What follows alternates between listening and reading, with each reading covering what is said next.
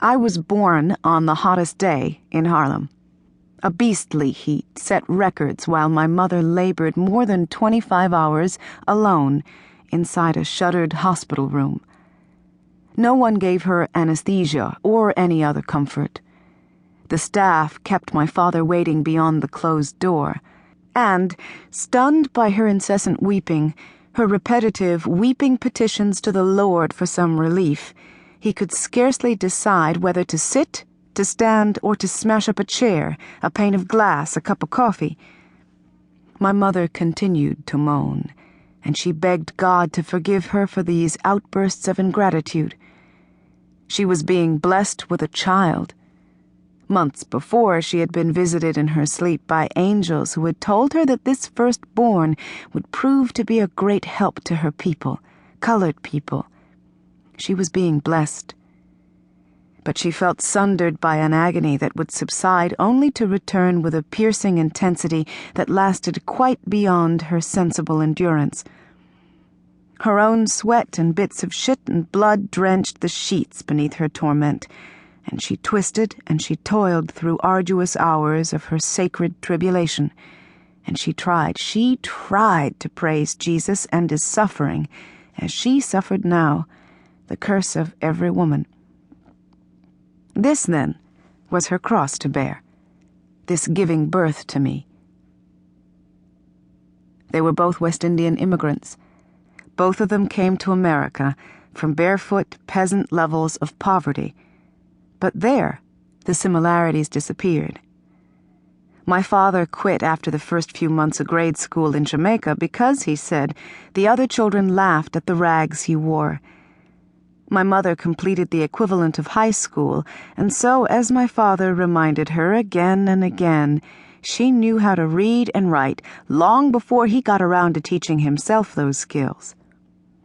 But my mother grew up in the dirt floor cabin of a mountain village without electricity or running water. She would often whisper to me pictures of the frightening shadows of banana leaves below the changing message of the moon. She came to this country because my grandmother, a domestic worker in New Jersey, finally sent for her. My father came because his older brother down in Panama tried to take his teeth out with an ordinary pair of pliers. Or he came because he'd finished his stint as a British soldier who served in a cavalry regiment of Her Majesty's something or other in World War I. It was hard to settle my father into a steady frame of reference.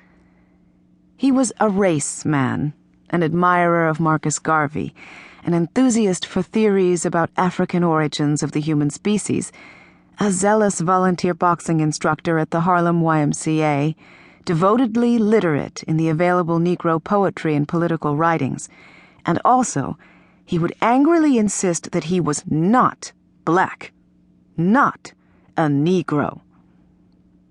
Looking at him, you'd have to say that my father was extremely handsome, possibly white, and at least 50% Chinese. Listening to him, you'd have to conclude that he was passionately confused and volatile. Calling himself the Little Bull, my father was short, conspicuously fit, truculent, and generally, with women, flirtatious. Believing that idleness is the devil's plan, he stayed busy, reading through the night, his index finger tracking each syllable that he silently mouthed, or writing letters to government officials, or designing the next household or backyard project, or refining a schedule of forced enlightenment for me, his only child. He was forever loquacious, argumentative, and visionary in his perspective. And he was addicted to beauty, which is probably why he married my mother.